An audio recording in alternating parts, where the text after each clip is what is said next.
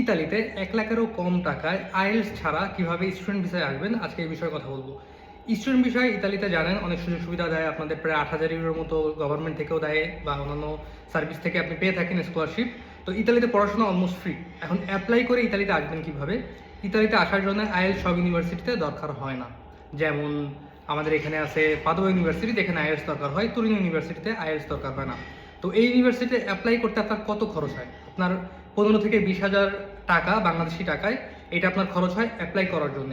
এরপরে যদি আপনি লেটার পান ইউনিভার্সিটি থেকে, এরপরে আরও ২০০ ইউরো মতো লাগতে পারে বা একটু বেশিও লাগতে পারে। এটা হচ্ছে ইউনিভার্সিটি ফি।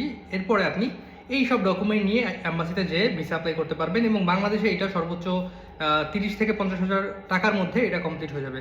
তো অল এভারেজ যদি দেখেন তাহলে ১,০০,০০০ টাকার মধ্যে আইএলটিএস ছাড়া আপনি ইউনিভার্সিটিতে অ্যাপ্লাই করতে পারবেন।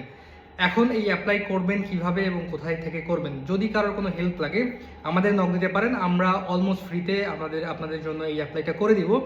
এবং কেউ যদি ভালো একটা রেজাল্ট নিয়ে ইতালিতে এসে পড়াশোনা করতে চান তাহলে অবশ্যই এটা একটা বড় সুযোগ। আর ১ মাস আছে ডেট, এর ভিতরে যদি কারোর অ্যাপ্লাই করতে ইচ্ছা হয় তাহলে আমাদের সাথে যোগাযোগ করতে পারেন। আমরা অলমোস্ট ফ্রিতে এই যে টাকাগুলো বললাম এর থেকে বেশি কোনো খরচ হবে না, এর মধ্যেই আপনাদের অ্যাপ্লাই করে দেওয়ার চেষ্টা করব।